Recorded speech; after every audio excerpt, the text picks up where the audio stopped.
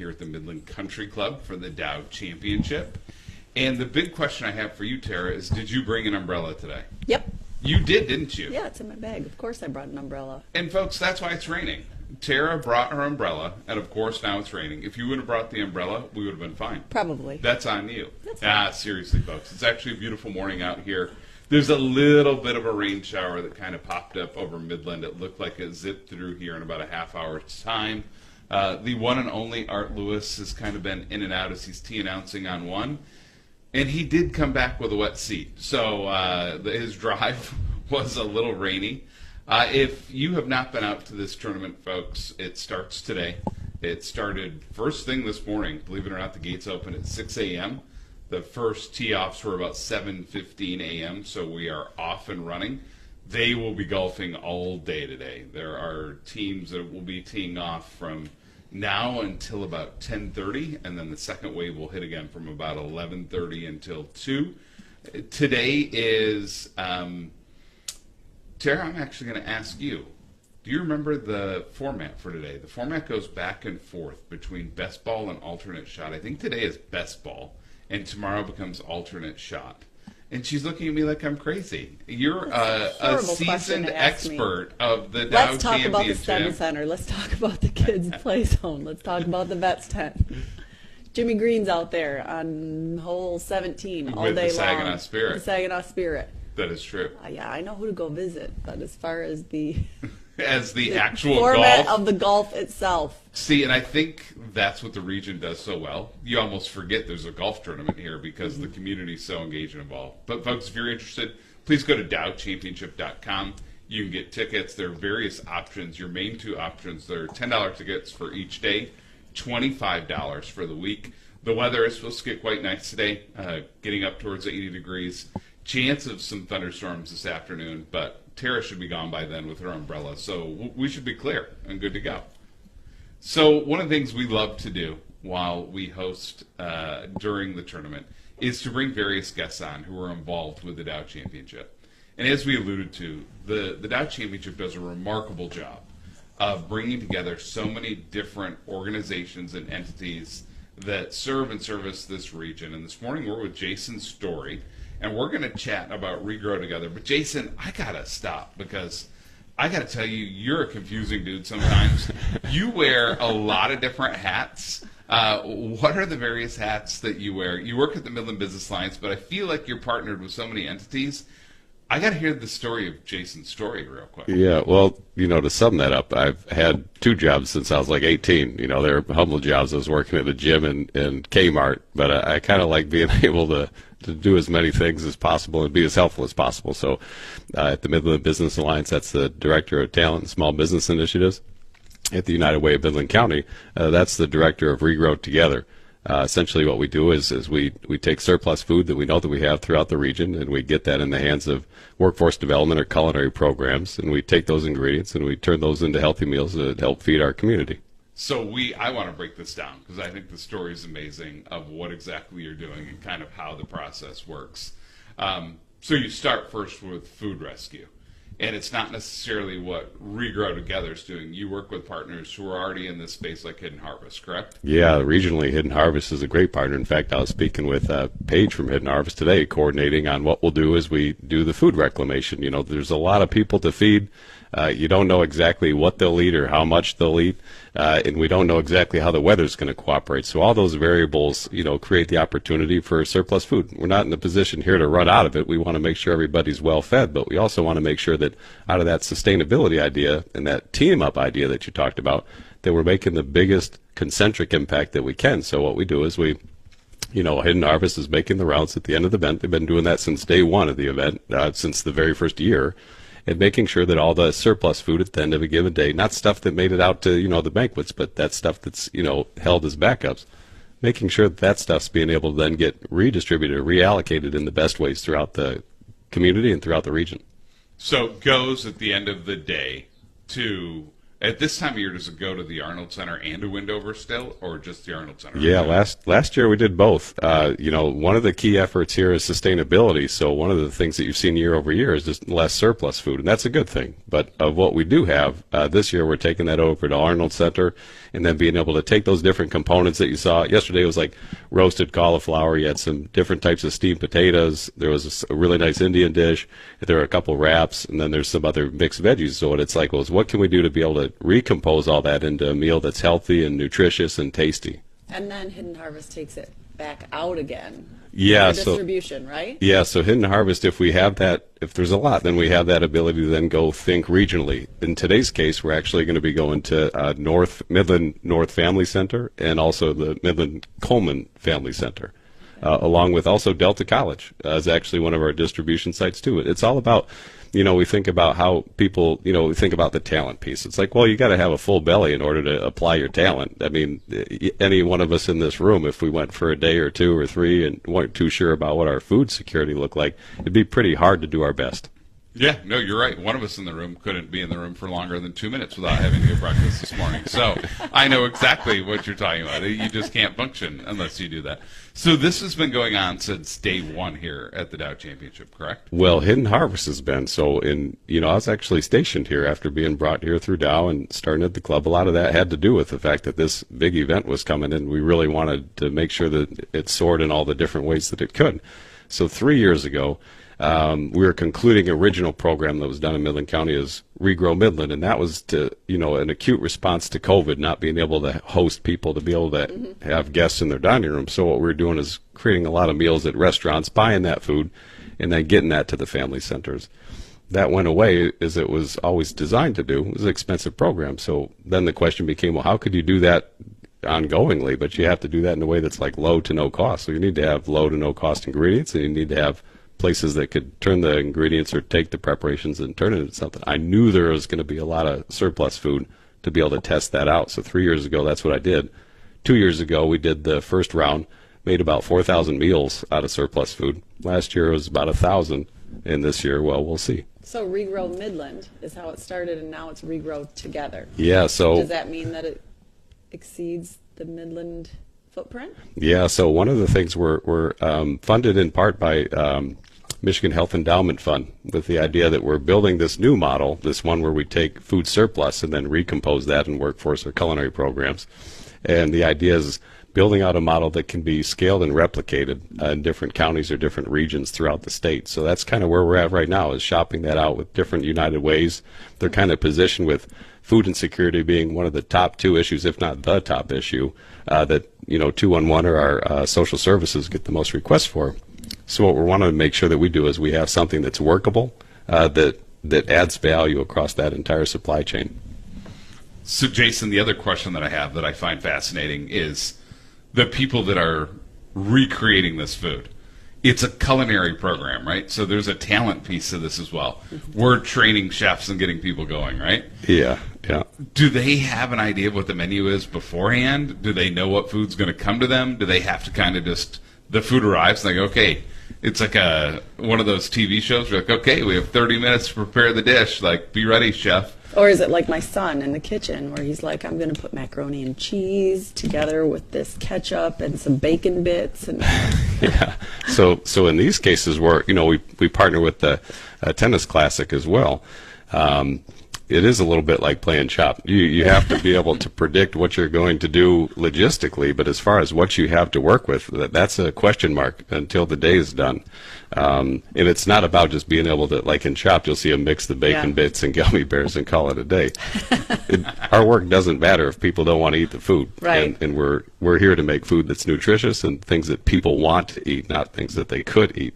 So that's where the culinary ingenuity comes into play, and maybe that's where that intersection with talent and how this plays out in this particular program. And then also thinking about the recipients and the people that we're serving, and in that idea of being able to say, okay, sometimes if things are a little bit harder than they should be, we understand that. As a community, if we want to be able to have everybody to thrive, whether that's in the workplace or not, sometimes that's where we need to start, and being able to make sure that people have full bellies so that they can move on to other things. So I have to imagine that you feel just an enormous sense of pride when you get done with an event like this, knowing that, hey, we took this extra step.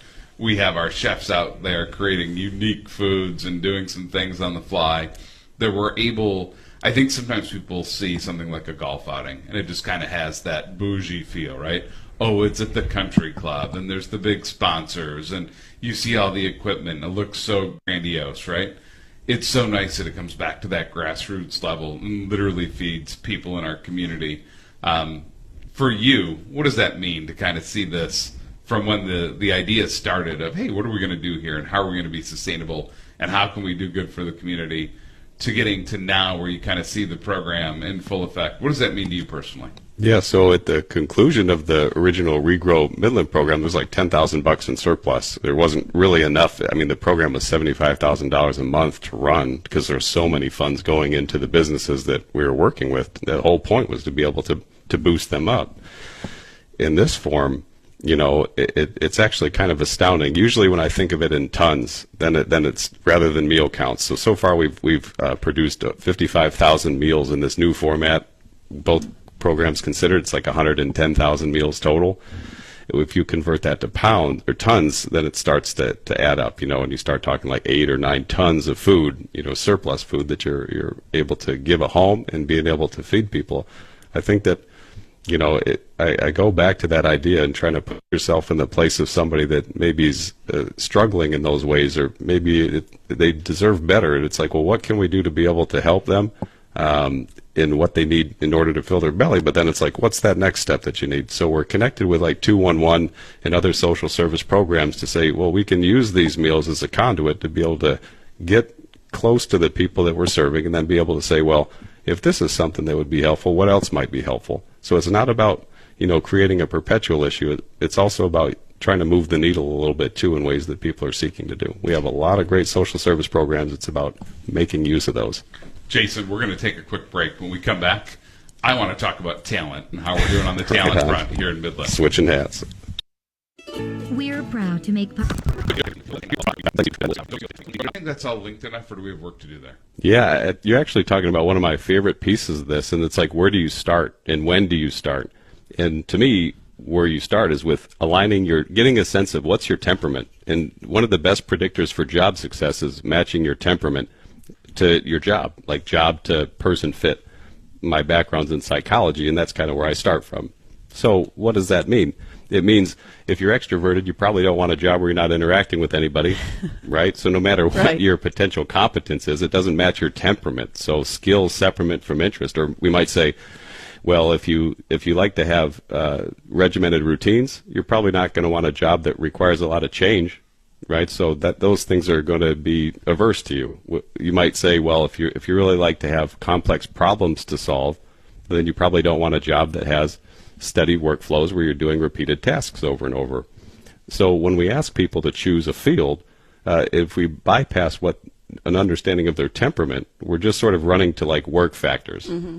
And that's where I think that we have programs in our K through 12 system like Zello, Discover You comes to mind, that are designed to help the person better understand themselves in order to make a better choice in terms of where they're going to go apply themselves in a work setting. When you're talking about being more proactive than reactive at that point, where you're growing the job force to do the jobs versus just trying to find people to fill them right now. Yeah, and if you start when you're 10 years old, you got a lot of time. So if we have students in our K through 12, let's say year over year, kind of looking at themselves inwardly year over year, they could start to look for patterns. And then they can make, I think, a better, more identified choice, rather than what we can see too often is people go into even college and then realize, hey, this is not a fit for me whatsoever. We want to get to that earlier on so that people aren't investing so much time, energy, and resources on a direction that really isn't a good fit. So as a quick follow-up, one of the things that's happening, new jobs are coming to the region, like Corning, right? 1,500 jobs there. We're starting to see a little bit of a domino effect, where people that are existing companies are leaving those jobs to go to Corning, then leaving positions that are open, whether it be at Dow, Semiconductor, et cetera. And we're constantly having to refill those, right? How are the training programs currently in place with our community colleges, with the companies themselves, that if you have someone who's got a good background, they have a great work ethic, they want to do that type of work, but they need training. Maybe it's a fast start programming. Maybe it's a certificate program. How quickly can we get someone who's willing to work, who wants to go from maybe they're working 2 part-time jobs, and now they see an opportunity because, there's demand for these jobs, right? How are we doing about retraining people and getting them into these jobs? Well, you make a great point in terms of being able to say, well, what does it mean to be able to upskill someone? What does it mean to be able to create these pathways? I mean, we're also talking about retention here in terms of, well, we have some people migrating. That's good if there's cross-pollination going on, if there's transferability of skills. Sometimes even employers need and want people to move on or off-board them because perhaps maybe that person becomes too expensive or become overqualified. We also don't want retention in its most absolute form because then by that definition, each one of us would be still working our first jobs. Yeah. And I'd still be at Kmart and working at the gym, right? So we don't want retention in its absolute form, but we want intentional. I'm not sure if you'd still be at Kmart. Well, if the world or our workforce insisted on retention, let's say we're in a system that required such a thing, and I think they tried that over in Europe, and I don't think it worked out too well. They said they pretend to pay us and we pretend to work. Oh, geez. Tara, Right. where would you be working if that were the case? PJ's Pizza. PJ's Pizza. I would be making concrete pipes at Northern Concrete Pipe. So thankfully, we've all moved on to other places at this time. I have my daughter in studio, and she just looked at me thinking of me making concrete pipes, and her face made a bunch of confusion all over it. Like, that's the last thing she could picture. Well, Jason, hey, it's always good seeing you. Thanks for joining us again this year. More importantly, thanks for working on the Regrow Together initiative. I don't know what the right word is, but bottom line, it is great to see the sustainability. It's great to see that we're saving the food. And most importantly, it's great that it's getting back out to the people in the community that need it. So we wish you nothing but continued success and prosperity. And thanks for all you do. Yeah, thank you for the support and the encouragement. Thanks Thank for you. having me. Absolutely. We'll be back. At Crystal Clear Hearing in Saginaw. Part of the Team Up program. So, Ellen, how did you find out about this? And, how do you apply and learn if you're selected? How does that work? Well, I don't really remember how I found out about it. I'm guessing maybe Facebook. That's how you learn about everything, right? And applying to be a partner here was very, very easy. I didn't for a minute think that we would be chosen, to be quite honest with you, because we are in Pinconning. We're just a little nonprofit.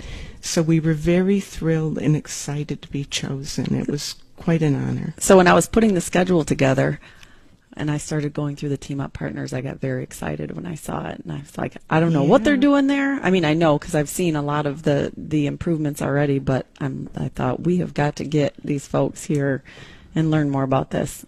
So, as Team Up, everyone's guaranteed a certain dollar amount, no matter the nonprofit. But there are prizes each day based on different contests. But most importantly, how you maximize your money in this competition is you're teamed up literally with 1 or 2 groups out on the course. Just one group. One group. So you have Yes. 2 golfers. Who are your golfers? Oh, my goodness. I should have brought those names with me. I feel bad about that. I Tara's know going to look it up. one is American, one is Korean. They both have great stats. I'm hoping to be able to get there we go. autographs. So we're excited. Natalie Galbus and G on he. Yeah. that's good. Thank you for saying that. Yeah. You guys are not making the guy who has to tee announce Right, at 11:30 feel any better as the names do get a little. Or are we complicated. making you feel better? So yeah, you guys are. Thank you for that. So you're going to be rooting hard for your Oh, team yes. because if they make the cut, that's a little bit more money. If they get in the top 10, that's a little bit more money. And if you win, I think your prize money can go up to $15,000 to $20,000 if It's you a have that lot of winning money. team. It's a lot of Yes. money, right? A lot of money, yes. So you almost feel like you're on like BetMGM right now. You have some skin in the game on Oh, this yeah. one, don't you? Exactly. So, Ellen, I think what we really want to know is, did you make signs? Are you going to be out by the green? Are you going to do the little light golf clap? Are you more of a Happy Gilmore person and you're going to be screaming and causing a ruckus? But are you going to be out there being a complete fan here this weekend? Definitely, definitely. We have a group of people that will be here on Saturday. There might be a few board members here tomorrow. We have a sign we're going to figure out, I'm not sure how yet, but figure out where our players will be, at what hole, at what time, so that we can be there with our sign and cheer them on. So I've learned about every 11 minutes they kind of get through a hole. So Oh, about is that every it? 11 minutes? is kind of your time Okay. frame. So if you know what time they start and you can kind of do it. It's a lot of math. I'm not going to lie. I don't know if you sign up Yeah. for that level of math, but you kind of figure it out. Yeah. So today, though, I mean, Tara wore her green. She's in Pinconnings's Mm-hmm. finest. I mean, she should be out there fully supporting Friends of the Pinconning Community Center, correct, Tara? You have to. Like, this is hometown. Right? Yeah, absolutely, absolutely. But I'm really, really interested in what's going on there right now. So I've seen a lot of the improvements already. But what's next? What else is? Well, next on the agenda for the building is to add a permanent front entrance canopy. Right now there isn't a cover at all over that front entrance. And the big goal that we started with back in 2019 was to make this building accessible. It was not accessible. It was very run down. Yep. So a group of individuals, business owners, and just private residents there got together to work and create an effort and find funding in order to get this building improved.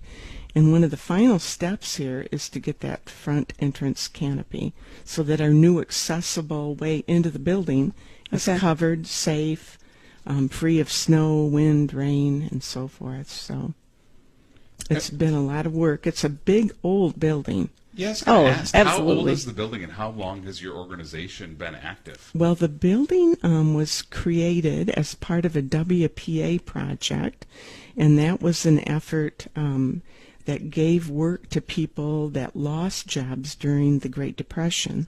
So the building was created in 1937. Wow. Big old red brick building that's solid as a rock.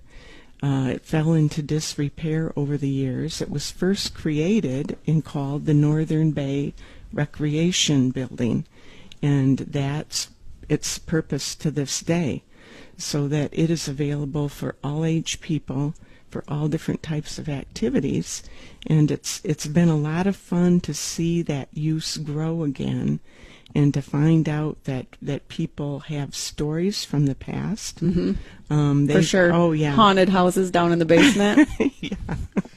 It was used for the school girls' gym classes at one point in time. Boy Scouts met there. There was quite the Golden Gloves boxing championship tales that came out of there. So all kinds of great stories. Ellen, I love this. We're going to take a quick break. When we come Okay. back, would love to hear about programming taking place All right. today and how folks can help Friends of the Pinconning Community Center after these messages. Hey, it's Charlie Rood here.